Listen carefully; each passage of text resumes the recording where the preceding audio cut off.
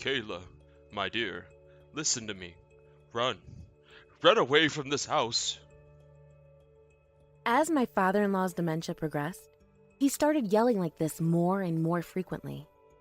I tried to calm him down by acting as if nothing was wrong, and that everything was all right. But my husband and mother-in-law would cast cold glares and colder words at both me and my father-in-law. Could you shut the frick up, you old gas bag? You've lost your damn mind. You're so pathetic. Well, no matter. We just have to hang on a little longer until everything will be all right. Any sensible person would immediately wonder what exactly she meant by that. But for now, calming my father-in-law down and taking care of him in general was far more important. One day, later on, I found a letter left by my father-in-law, who was apparently going to be hospitalized. When I unfolded the piece of paper and read what he'd written, I learned the truth, and I quickly ran out of the house as fast as I could. This is the story of how my husband was collaborating with my mother-in-law to do the unthinkable to me and to my father-in-law, and how his preparations and my willingness to act very quickly helped us expose the pure evil of the traitors. My name is Kayla, and I'm a 54-year-old part-time housewife.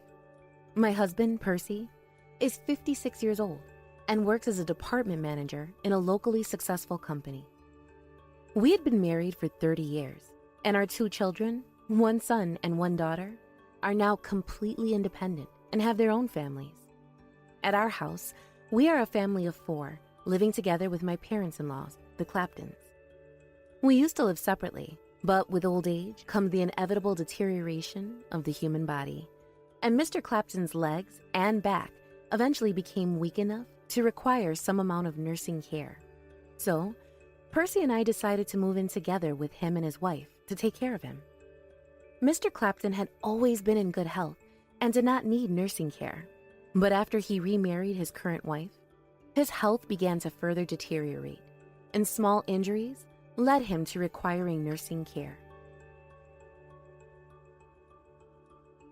My mother-in-law, called Edith, is actually his second wife, and he married her 3 years prior to the beginning of when everything happened. Percy's own mother had died of an illness before we ever met, so I tragically never had the opportunity to get to know her and receive her blessing to marry her son. And my father-in-law had lived as a widower for multiple decades. Through an acquaintance, however, he met Edith, and after a rather nice relationship, married her. Aged 59, much younger than Mr. Clapton, and not that much older than me. Edith looks much younger than I do, with her flamboyant appearance and heavy makeup. At the time of his father's remarriage to Edith, Mr. Clapton seemed to be completely obsessed about his new, beautiful wife. But Percy was frankly not too happy about his father's remarrying another woman. I can't let this happen, Kayla. This woman came into his life so much later than Mom and I did, and she's just gonna run off one of these days, taking half of Dad's inheritance with her. What do you mean by inheritance, honey? Abraham is still in such good health. He's definitely got more than 20 years left in him. Indeed, after he remarried, Mr. Clapton went on trips with his wife and accompanied her on her outdoor hobbies, and he tended to push himself too hard for his age. This evidently took a toll on his physical body, and his legs and back started suffering from arthritis and physical stress. One day, Percy and I received a call that his father had been seriously injured on an outdoor trip with Edith. We rushed to the hospital, and we found that he had suffered a broken femur. The doctor at the hospital told us that he would not be able to walk for the foreseeable future. The cause of the injury was that he had slipped on a protruding board and rolled down the slope of a boardwalk in the middle of the night as they stayed at a mountain lodge after climbing a mountain on a trip. He was reportedly intoxicated, and I couldn't help but question Edith sternly. "Mrs. Clapton, what in the world did you do to Abraham?" "We went to the mountains to watch a meteor shower in the night sky, sweetie. I thought it would be very romantic." A meteor shower in the mountains? You have noticed how Abraham's been limping and walking pretty slowly lately, I hope. And yet you bring him out on an outdoor trip to do crazy things like this? I can't help but wonder why. Oh dear, Kayla dear, you look so scary. You look like one of those old witches in horror movies that lure in travelers and devour them alive. You are just... I was furious with the irresponsible, infuriating Edith, and if it wasn't for Percy standing by my side to calm me down, I probably would have hit her right then and there. Hey, come on now. This is a hospital. You'll inconvenience the other patients with that voice, Kayla. I know. It's just... Forget about it. We have a more pressing concern here. Now that Dad can't walk anymore for a while, at least, he needs help. It was fairly obvious about what we should do. I took care of Mr. Clapton as much as I could while he was in the hospital, and by the time he was dismissed, we had decided to move in with him and his wife to take care of him at home. Mr. Clapton felt very responsible for disrupting my life, as he claimed, and said to me apologetically. I'm sorry for the trouble I've caused you, Kayla. I didn't think I'd need any help for another while, as I didn't want to impose upon your kindness. But life can be so cruel at times. Oh, please, Abraham, don't worry about it. You've taken such good care of me and Percy up until now, and this is my way of repaying you for your kindness. Let's do our best in the rehab, okay? Since I was working part-time, I brought in a helper and used a daycare that offered rehabilitation services for the time that I wasn't home to do everything myself. Edith wasn't particularly happy about the additional services her husband was using for his recovery and often complained to me about it. Using social services to get him better is a waste of money, Kayla, and I didn't give permission to use such services to begin with. It was Abraham himself that signed the contracts for the social services, Mrs. Clapton. Perhaps he thought he needed all the help he can get. He's managing everything, and he's using his own money to pay for everything. He doesn't need your permission. A waste of money, is it? What are you talking about? Pray tell, I wonder what you consider Abraham as. A husband, I hope, and not some nuisance or obstacle. Shut up! Just shut up! It wasn't supposed to be like this. Edith was less than useless when it came to taking care of Mr. Clapton. She was adamant on the fact that she was not going to phase in this carefree attitude and help out in bringing him back to health. She started going out day and night, leaving the care of her own husband to me and the helpers that stopped by every day for a few hours. Mr. Clapton called me over one day and said to me with a taciturn tone of voice, When I married Edith, my dear, it felt amazing. I felt like I was young again, and I was having a wonderful time together with her. But I realized her selfishness far too late. I had misjudged her. Hearing his words and considering his past, what with his first wife passing away so early in life, I felt sad myself. One more reason why his words made me sad and pensive was because it was around that time that my marriage with Percy began to deteriorate as well. My husband started coming home from work much later than usual and started working overtime, and the opportunities of talking to each other became more and more scarce. And that wasn't all. He would often come home with the same smell of women's perfume lingering about him. And even when he was home, all he would do was look at his phone and smile at the screen. And there was something else. One day, when I was cleaning out my husband's bag that had been left unattended, I saw a wrapped gift case in it.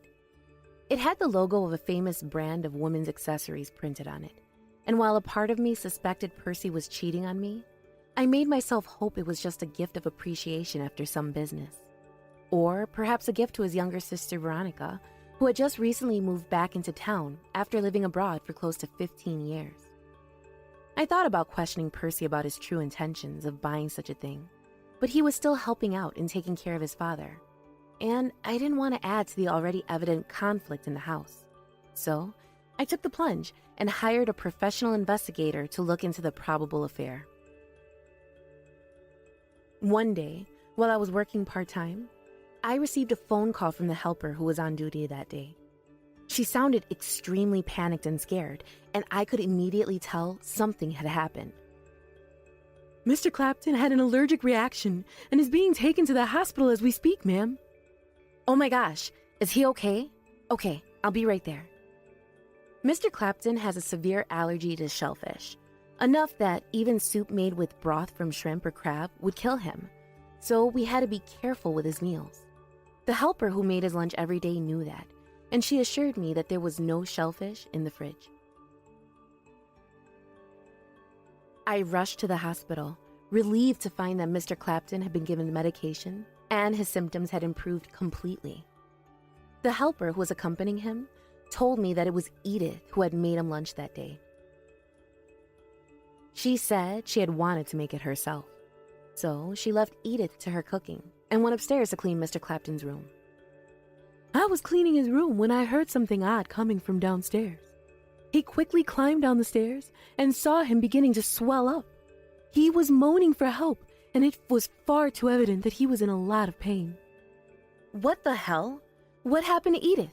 "She had already gone out and wasn't answering her phone when I was literally spam calling her, ma'am.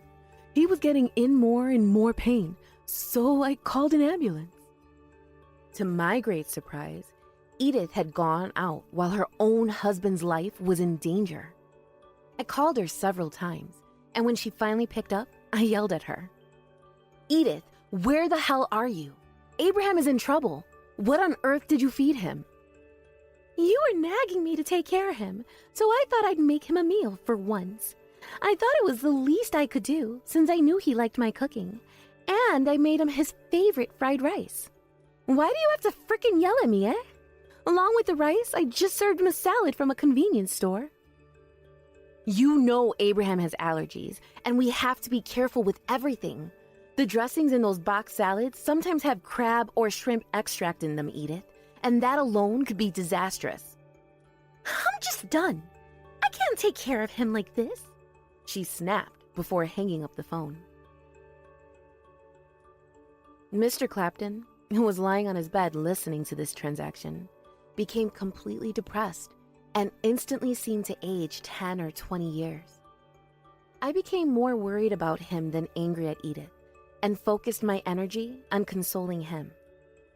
I consulted with his doctor and asked for a prescription of medicine to be used in the event of another such incident so that we would be prepared in case of an emergency. However, after this event, I began to notice changes in Mr. Clapton's behavior, and it wasn't good news at all. He started forgetting things more and more often and began saying things that didn't add up to reality at all. I would cook lunch for him, and he would not even touch it, and instead he would say something like, "Oh, wait a second, I just ate dinner, didn't I? Whose food is this?" Sometimes he would just completely forget what he'd just eaten, and Edith would scoff at him and say, "He's completely lost his mind, you know. He can't even remember what he just ate a few seconds ago. Stupid gas bag." "Edith, please don't talk like that." Mr. Clapton seemed to quickly cheer up whenever people said kind words to him, and he never did anything violent, so I thought he was suffering from a mild form of dementia.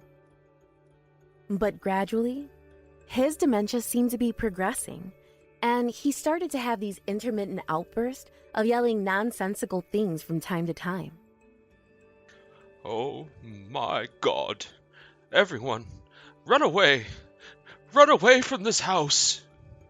"Oh, Abraham, it's all right. You're just having another laugh as usual, dear. You're so funny. LOL. I tried to calm him down by acting as if nothing was wrong and that everything was all right. But Percy and Edith would cast cold glares and colder words at both me and Mr. Clapton. Could you shut the frick up, you old gas bag? You've lost your damn mind. Can't you just put him in a nursing home? Yes, I suppose that's a good idea.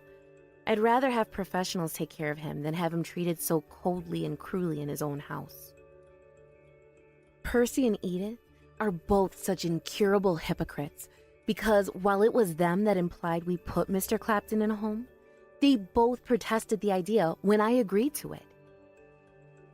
Hey, now, wait a damn minute. Just how much do you think all that will friggin' cost? Nursing homes aren't free. We're gonna lose a good deal of his legacy at this pace. I agree. I'm having a lot of trouble paying my bills because of this senile old man. I had grown tired of their selfishness and their constant complaining, and I became more and more suspicious of both of them having a strange affinity for being greedy. If that's how you both feel, then you let him stay in this house and help take care of him. This is his home, where he raised you, Percy, and where he welcomed you, Edith. It's precisely why it's his house that we're letting you take care of him in, ain't it?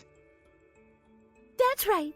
You're not entitled to any inheritance, and all you can do is take care of him to just maybe get a slice. Those were the most ridiculous words I'd ever heard in my life. I had my suspicions about the increasing number of times these two bastards mentioned the word inheritance. Edith, in particular, had put Mr. Clapton in danger on not one, but two separate occasions. I also felt that Percy was also not trustworthy. The reason for this was that I had received the results of the investigation of my husband's affair from the detective agency. I found out that he was having an affair with a woman who was a junior employee at his workplace, and that he was paying a considerable amount of money to her. I was more concerned about Mr. Clapton, who knew nothing about the fact that his son was cheating on his wife and that his life might be in constant danger. One Friday, I was shopping for groceries for the lunches and dinners on Saturday and Sunday. As I was browsing the supermarket, I caught a glimpse of Edith. Thinking about feeding my father-in-law was quite important on Fridays, since both the Helper Dispatch Organization and the daycare center were closed on the weekends. She was in the fish section, putting frozen shrimp and crab in her shopping basket. I was immediately taken aback and stood still with shock. As soon as she finished her shopping, she quickly left the supermarket. I hurried back home, only to find that Mr. Clapton was not there. The helper on duty that day was waiting for me to come home. "Well, Mr. Clapton has gone out with his wife, ma'am. They had a reservation at a restaurant today, and they are having dinner over there tonight." She went on to show me a certain letter Mr. Clapton had left us. When I read the name of the restaurant, I was relieved. It was a restaurant that he had frequented for decades, and he was personally very good friends with the head chef, who knew about all of his allergies. The helper then gave me another letter telling me she was forbidden from opening, and that she was to give it to me directly. She then packed up her bag, bid me goodnight, and left. I opened the letter, which was just a folded piece of notepad. The helper had retrieved it from the living room by the telephone. I unfolded the piece of paper and read pretty much the same words that Mr. Clapton sometimes shouted out loud in his outbursts. "Run away from this house!" Remembering Edith's shellfish shopping spree, I opened the kitchen cupboard where his medicine was supposed to be, only to find the bag of EpiPens gone. In its place was yet another letter, but this one had apparently been written in advance, and it was written in my father-in-law's beautiful handwriting. It really didn't seem possible that he was suffering from dementia as of then, because it was as polite and well-written as always. And this is what it read. "Kayla, my dear, if you are reading this letter, I assume you are still at home. You must listen to me. Run. Run away to a safe place. Immediately! I have the EpiPens, so I can protect myself in the event of an emergency. My son and wife are working together on something terrible. They want to harm us, maybe even kill us. You need to contact this lawyer as soon as possible and tell him everything you know. He'll know exactly what to do. Don't worry." My father-in-law kept this letter in a cupboard in case I didn't believe the first message.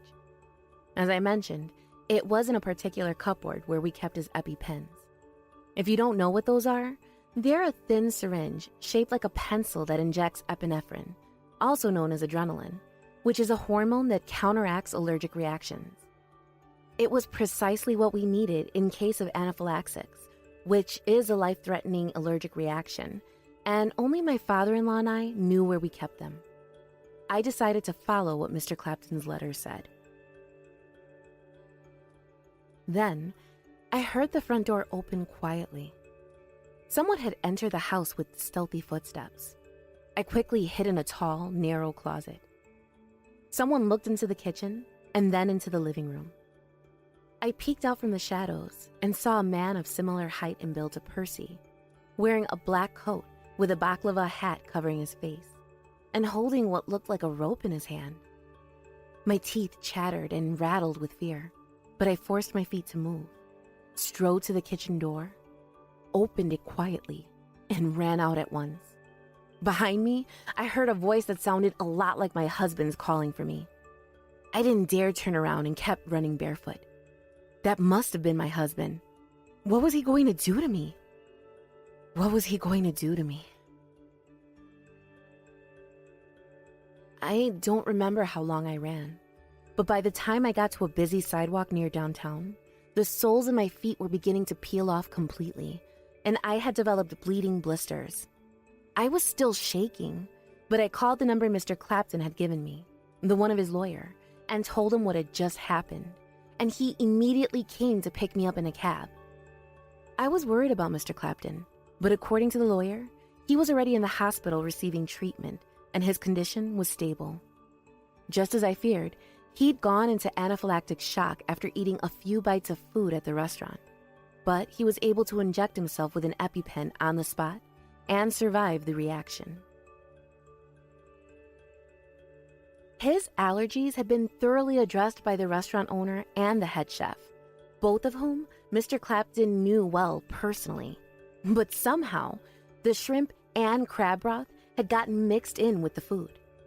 The restaurant staff, at his request, went through Edith's belongings and found a small bottle in her bag containing that container of shrimp and crab broth that had probably been heated in a microwave.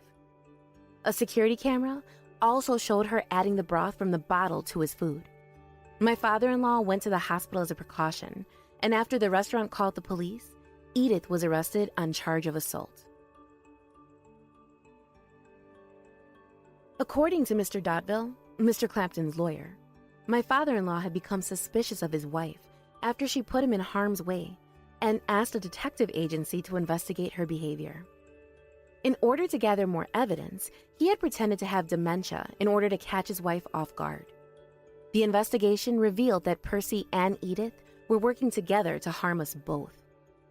Edith had mixed in an ingredient to which he was allergic in his food, and he wanted to catch her red-handed by eating the contaminated food, knowing she had poisoned it. Mr. Dotville then told me about a conversation he had with my mother-in-law that was recorded to prove that Percy and Edith were in cahoots. It was a truly horrifying conversation. I saw you go into a hotel room with a young woman the other night. I don't know what you're talking about. Don't play dumb with me, Percy. Look here, I even took a photograph of you two stupid lovebirds. You know that if word got about your little affair, and Kayla finds out, she'll divorce you and demand you a huge bunch of alimony, right? I'm willing to negotiate a price to keep my mouth shut. Look, listen. She's pregnant, and I have a lot of responsibility for raising the baby. By which you mean? She sounded pretty darn sarcastic, making me realize how good a manipulator Edith truly was.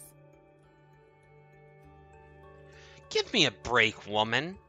I need all the money I have so that I can at least give them both a decent life. You think you need a break? I'm also up to here with this stupid, boring-ass life of mine, all because your frickin' geezer of a father is strict on me and won't give me any money to spend. Not to mention that frickin' hag, your wife, has her hands all over my wallet too. We'll find a way to still get more money, Edith. I know we will. That old man still makes so much money. And he also doesn't even remember what he ate after 10 minutes. What with the dementia and all? It's going to be easy to take his bacon now. How about we do what you did the other night and give him an allergy? That's a good idea. But you still cheated on your wife. And you're gonna have to pay alimony, even if the old man disappears. Kayla's so freaking serious. She could theoretically do the job on her own like herself after having a brutal phase of nursing depression. That's good. That's good. I provided this recording to the police, and they brought my husband in for being an accessory to Edith's crime. According to the police, the man in the black coat who broke into our house that day, targeting me, was indeed Percy. I was staying at a business hotel that my lawyer had arranged for me, and when my husband's arrest assured me I was going to be safe, I called my children and told them what had happened. The children were very surprised at first, then immediately turned furious. After Mr. Clapton was discharged from the hospital, he divorced Edith and severed his ties with Percy through Mr. Dotville. Meanwhile, I divorced Percy and filed a claim for alimony against him and the woman whom he was having an affair with.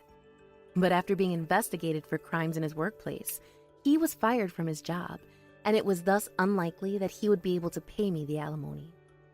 He was later convicted with a suspended sentence, and since he came back to work, he has been working part-time and living in poverty. The woman whom he was having an affair with had also left the company and is no longer in contact with him. No one knows if she bore the child or if she decided to get rid of it. Mr. Clapton regretted his remarriage and paid me compensation as a genuine apology for the harm and discomfort his wife and son had caused me. After that, he moved into a nursing home that he had contracted himself and is now working hard to rehabilitate his injured legs and hips. He's made steady improvement, and as of now, he is no longer in need of a wheelchair. A walker sufficed, and even that is becoming more and more unnecessary. I'm so glad to see Mr. Clapton recover quickly, back to his old, charming self. After my divorce with Percy, I contemplated keeping in contact with Mr. Clapton, because while he himself is such a sweetheart, talking to him could potentially bring back some trauma from when Percy attempted to hang me with a rope that fateful night. I eventually decided against becoming incognito because he was nonetheless a very important grandfather to my children. So, I rented an apartment within walking distance of the nursing home he moved into so that I could take care of him and run errands for him. I convinced my parents that I would continue to take care of my ex-father-in-law after the divorce. So I decided not to move back to my parents' house after the whole thing with the legalities. I found a part-time job near my apartment and turned over a new leaf. I will decide for myself how to live my life from now on, and I hope I will always do what I think is right and walk on the right path towards retirement and beyond.